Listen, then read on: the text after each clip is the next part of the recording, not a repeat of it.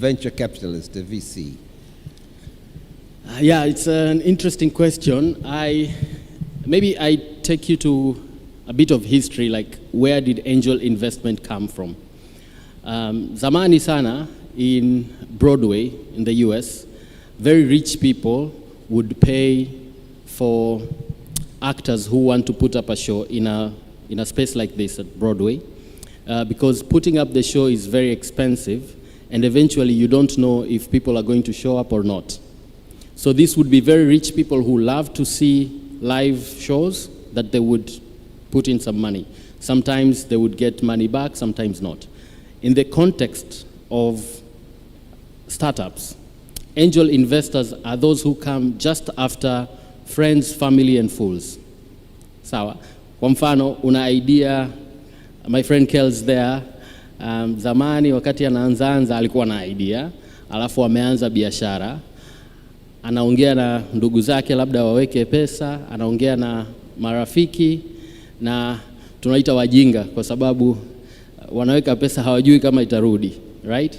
So after that round, you need other people who probably don't know you that would put in some money, and those are the angels.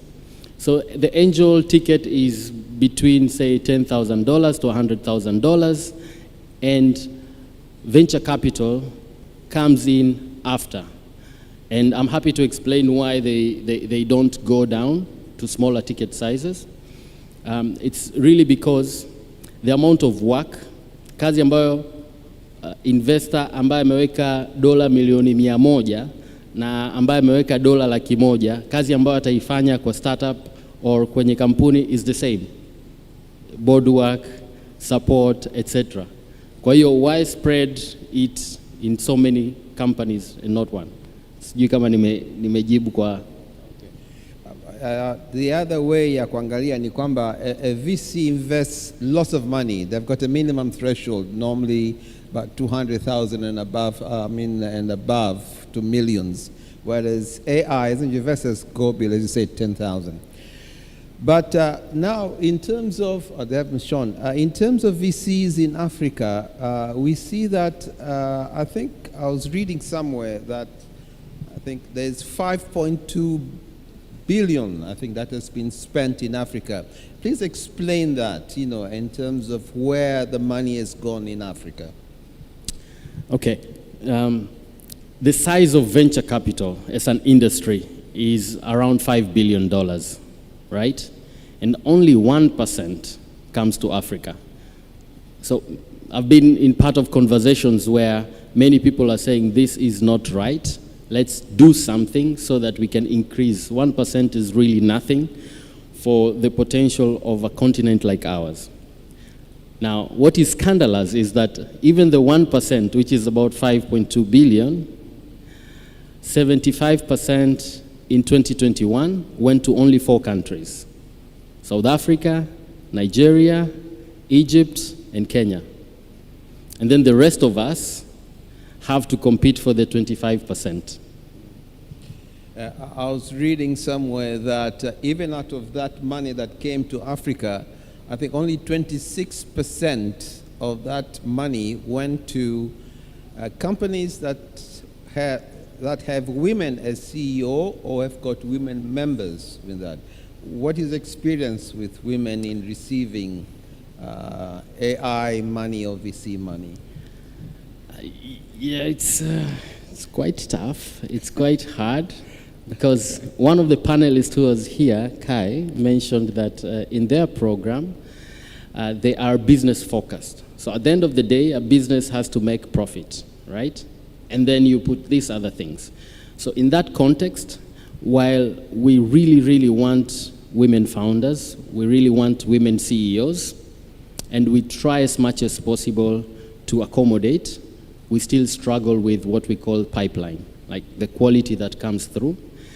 And for us, what we've done as Serengeti Angels is actively look for women angel investors who might help us with a gender lens, because as men, there are some things we're probably missing. But even that hasn't been easy.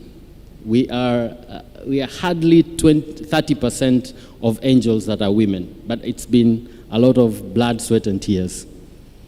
You've mentioned something that is very interesting, the pipeline that comes in order for you to invest in. I think as we live here, it will be quite important, at least from a startup point of view or from an entrepreneur, innovator, to get an understanding as to you as an angel investor or a VC, what are you looking for in startup to say that I can now invest in that entity? Okay, different angel groups, different VCs have what we call a thesis. I can share ours. One, we say we want to work with founders that we like. That you like? That we like. Wow, okay. and there's a reason behind it. Those who are founders and entrepreneurs, they know that it's a lot of hard work, a lot of hours, a lot of emotions. And so if we just can't get along, it becomes so hard for us to add value to you.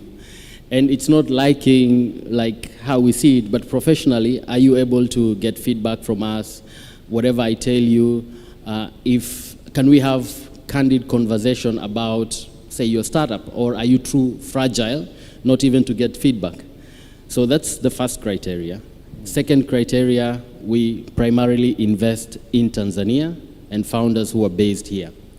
And this, while we are very Pan-African in our outlook, we are not able to add a lot of value to a startup in Ghana, but a startup in Mbeya, we are able to. We can open networks because the money is part of the equation, but it's not the only thing that an angel investor will give to a founder. The other criteria are the ticket size, how much you would want. For us, between $10,000 to $100,000 is a sweet spot. Anything more, we don't have and we can't raise from our network, and anything less is probably too early for us. So that's our thesis. But generally, what VCs look for that is key that I've seen is, one, the team. Is the team good enough? Do they have grit? Do they have what it takes to take the startup to the next level? Why? The team is more important before even the idea. It's because the market is always right. You take a product to the market tells you otherwise. So as a founder, are you able to work with the market and pivot? Kwa sababu kuna watu wengi nimezungumza nao wanakuambia hapana, sawa, hii idea nilivyoifikiria sikuifikiria hivyo. Lakini uliifikiria kama idea. Ukienda sokoni, soko lipo sahihi kila wakati. Okay, sawa. We said we'll make it short. Sasa this is part 1. There is still part 2 to come. Kuna maswala yote jamani? Tujazie muda au tuishie hapa kwa ajili part 2 itaendelea baadaye kwa ajili ya muda.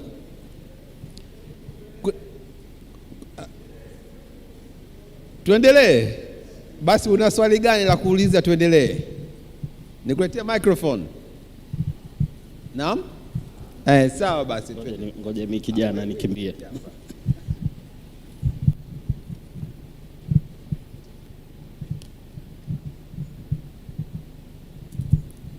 Naitwa Joachim Rukea, natokea Research Group Limited pamoja na Kuku Diary Limited. Hizo zote ni startups companies.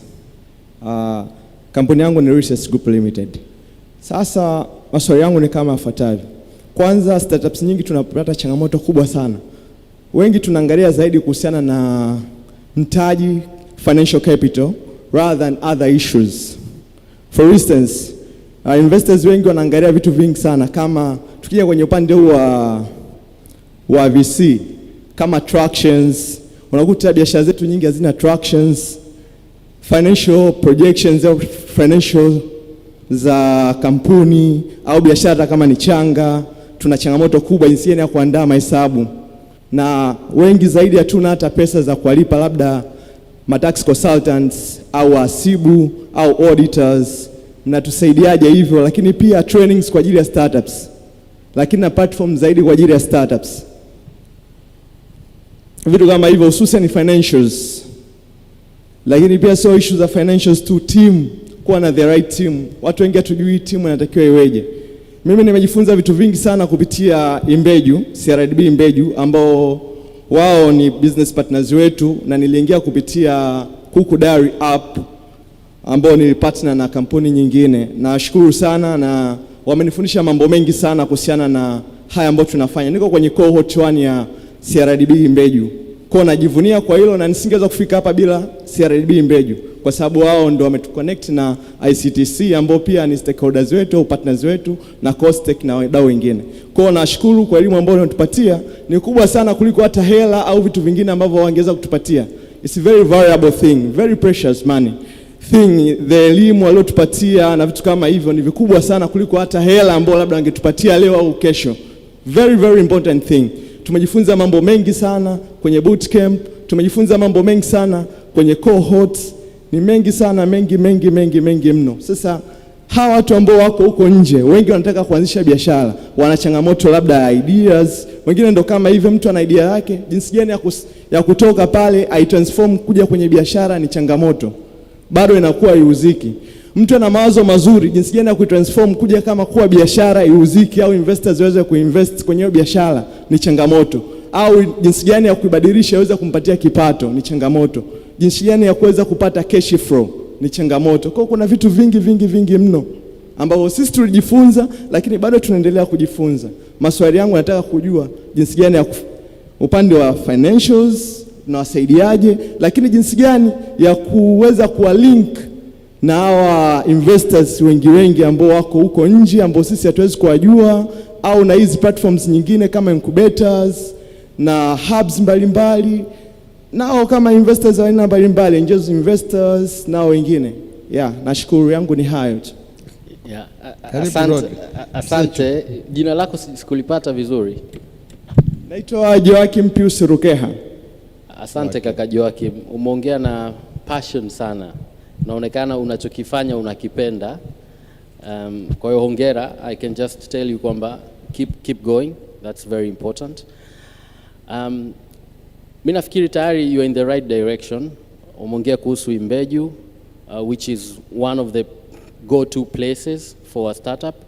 Lakini namwona Joseph yupo hapa, kuna Funguo, they're about to announce their cohort. Nafikiri application ime close, but the next one, why don't you try out? Kuna Stanbic, Kai is there. Kwa hiyo kuna forums nyingi, kwa sababu what is important is to know where the point of intervention of different people. Sisi kama Serengeti Angels tunakuja baada ya incubators and accelerators have gone through the startups. So we don't have the capacity to help you at the ideation stage, right? Ukiwa na tractions, Funguo is going to help you with your financials, it's going to help you with your business development, etc. Ukipita huko sasa, you want to scale very quickly, that's where Serengeti comes in. Yeah? Lakini anachokizungumzia Joakim, nafikiri ni kile kitu ambacho kuna watu wengi wana ideas huko, lakini hawezi wakasubiri mpaka Imbeju au Funguo atangaze kwamba anahitaji vijana waje. Nafikiri sasa na wao Imbeju na Funguo na Daraja na hizo funding zingine ni cyclic, yani ni kila cycle inakuja. Sasa hapo katikati hawa wanafanya, kama nimekolewa vizuri Joakim, hao wengine ambao wako huko wanafanya nini? Ndio maana mimi nilianzisha DTBI, nitakuja kwako. Nilianzisha DTBI pale Tume ya Sayansi Costech, na ile ilikuwa ni technology hub. Kazi yake ilikuwa ni kusaidia vijana hawa, kuwawezesha. Tulikuwa tuna mtu wa kodi pale, mtu wa kufanya registration wa BRELA yuko pale, na vijana wanakuja na ideas, tunapitisha kwenye mchakato mpaka ambapo tunawa scale up kusudi waweze kuingia kwenye hizo innovation funds za kina Funguo na nini. Kwa hiyo gap sasa hivi ina watu wengi ambao pia wanahitaji msaada. Nafikiri ndio hicho Joakim anachokizungumzia.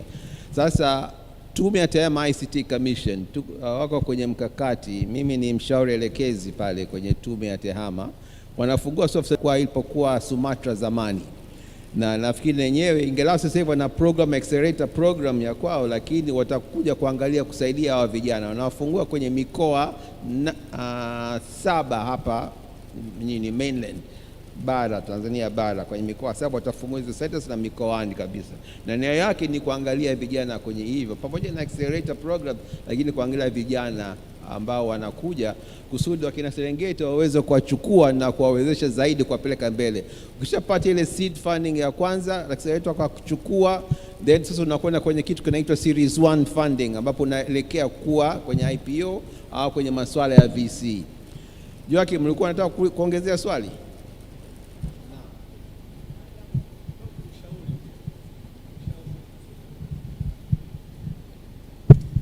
Changamoto kubwa ambayo tuko nayo sio tu sisi ambao ni startups, Tanzania kwa ujumla, hatupati hatuna source of right information za biashara, uwekezaji, ndio hizo investments, lakini pia hizi issue za startups, lakini hizi trainings, kwa sababu kama mafunzo ambayo nimepata kwenye Imbeju, wapi watu wengine wanaweza kuyapata? Watu wanajuaje kama kuna pre-seed, kuna seed na kuna hizo angels investors, how to scale up, mtu ameshaanza labda scale up, yani kuna vitu vingi na vitu gani vinahitajika, the requirements. Hizi platforms ziko chache, kama kuna moja inafanyikaga ya founders, mimi nipo kila Jumamosi, tunakutana founders mbalimbali, ni Google Meet, tunakutana mbalimbali.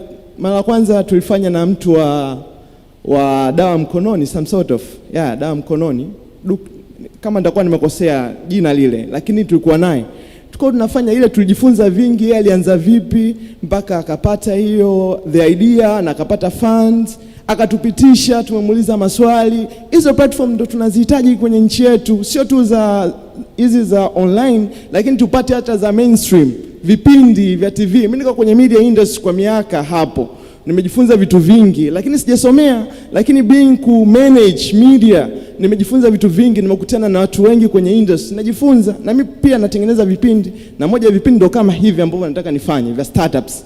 Kwa hiyo ni platform ambazo zinatakiwa ziwe nyingi mno, kubwa tuweze kuwapatia watu wapate information, the right information, watu wapate the source of right information ni changamoto, lakini pia training kwa ajili ya startups, watu wapate hizo, ili kuandaa jinsi gani ya kupata hizo funds kutoka kwa watu mbalimbali, investors mbalimbali, waweze kujua na tuweze kuwa mbali zaidi. Sasa tukiweza kupambana na hizo nchi nyingine kama Nigeria, South Africa, Egypt, Kenya.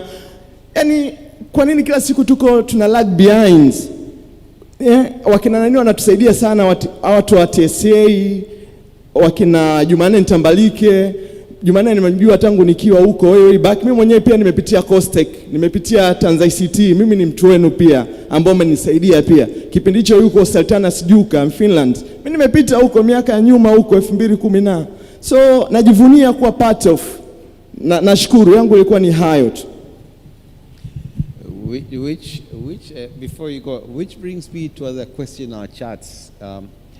Lile, do you think, umezungumzia the 4 countries ambapo VCs wanakimbilia. Do you think the policies or the ecosystem inawafanya wakimbilie huko wasije huku baada ya mazungumzo yote haya? What is your view on that? Nafikiri kuna mambo mengi ambayo yanachangia kwa sehemu kama Kenya, Nigeria, South Africa na Egypt kupata attention na funding. Na mimi nafikiri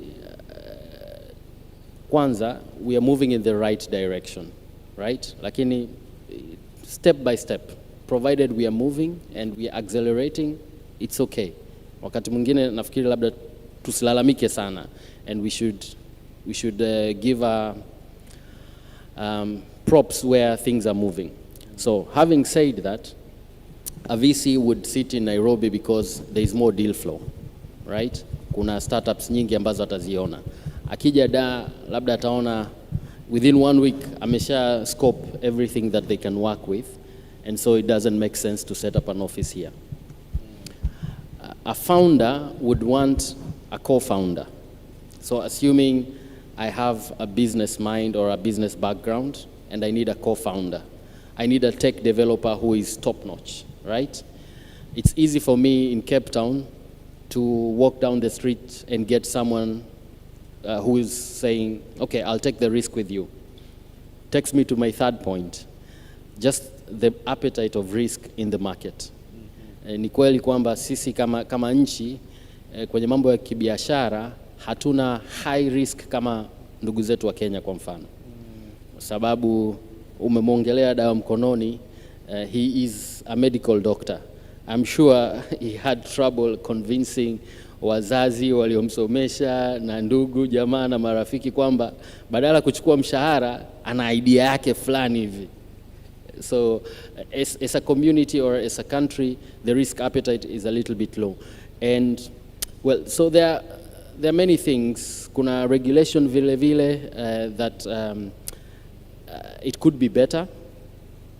And you've mentioned people like TSA that are actively reviewing the policies and suggesting to government where it could be fixed. Kwa hiyo tunasogea, lakini bado there's a way to go. There's still room for improvement. You had a question? Get a microphone. I think we should be ending soon after that.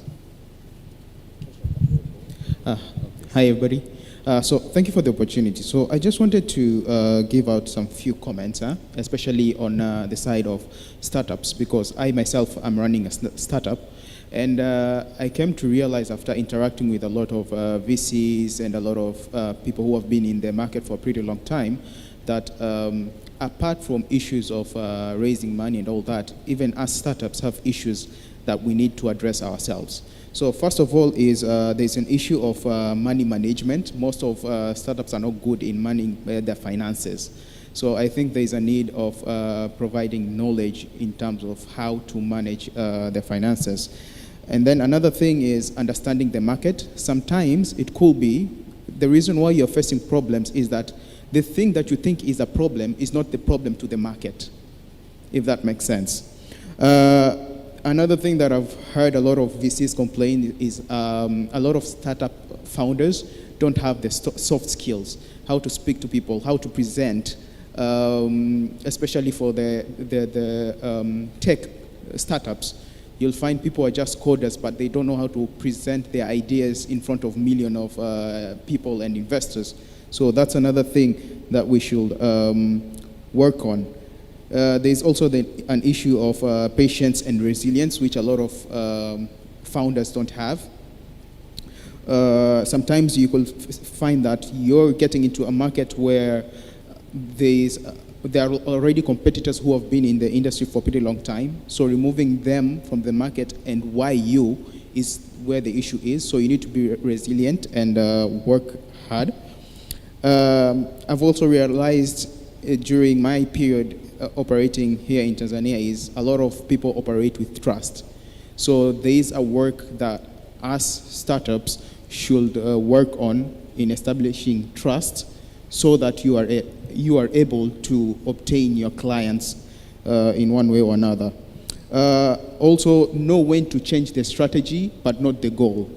Sometimes you had an idea on how to approach the market and it doesn't work. So you have to find another appropriate way on how to navigate the challenges that you're facing. Another issue is teams. Sometimes you could have a very good product, but if you have the wrong team, you cannot sell your product. But if you could, I'm not saying you do it that way, you could have a bad product, but the right team, then you might see you're selling your product. So having a proper team is very important, and know how to pick a team. You just can't work with everybody that you meet along the way. We also have an issue of taking things too personal. We are not entitled. You need to work hard. Vanessa was here and she mentioned one thing which is very important. It's not a must for you to operate in Tanzania. You can go outside Tanzania. Perhaps your luck is outside Tanzania. For Vanessa, she mentioned that she is more appreciated outside Tanzania, where a lot of people know her, and that's why she's working outside Tanzania. So that could be a strategy for you, you know. And then there was the question why countries are, I think he asked the question, why countries are choosing Nigeria, Kenya, Uganda, and all that. It's one from some other startup founders. They mention it's the policies, but apart from policies, it's also the Kenyans themselves, Nigerians. If you look at them, they are very aggressive. They are go-getters. They don't sit down and wait for the opportunities to come to them. They go for the opportunities. I remember a friend of mine who I met, he said, if there's no opportunity in your country, create your own opportunity. So that's something that we should, as Tanzanians in general, should be doing. We should be aggressive. Let's not wait for luck. Let's not wait for somebody to come and save us. No. Just take this, that you're on your own and you have to take yourself out of the water into the shore. So we need to work hard and smartly also. Okay, and then also you. I think the last reason could be because of experience. A lot of VCs, they know that when they go to Kenya, the return might, be big, but they don't have a lot of history in other countries like Tanzania and GG. So that could be another factor. Okay, thank you. So what we get, create an opportunity. So with that, now we have to end because I see one by one people are walking out right now. So let's end here. If anything at all you got from this session is that you now understand what a VC is looking for, what an angel investor is looking for when it comes to say, do I take equity or do I take any debt, equity, or investment into your startup or your company. At least take that away from us, and thank you very much, Mr. Msechu, for that. With that, please give him a hand. Thank you very much. A big hand, and all that. Okay, that's a small hand, fine. So give me a big hand then, if not for him. Okay, thank you very much. Over to you, MC. Thank you, Doctor, and your panelists. That was a good chit-chat. And the fire was there. Jamani, habari za jioni. Good evening. Hata sauti hamna tena. I know we are tired. Tomorrow I have a few announcement, but I will not give them to you all. But what I will ask you is tomorrow we'll start at 7 because we want to finish by 9. So 7 to 8. It will be tea break. We are not going to have a tea break after the sessions have started. So we'll start with the tea and coffees from 7 to 8, and the sessions will start at 8:30 sharp. And we'll have a small soft opening for, today was women and ICT, tomorrow is youth and ICT. So just delete the word women, not delete, just remove it for a while. And let's do tomorrow youth and ICT. Karibuni sana, asanteni kwa uvumilivu. Feel at home because I don't know how your home looks like. So please feel free. Enjoy the evening. Oh, registration. For those who want to attend tomorrow's session, please register online. I gave you the website, www.taic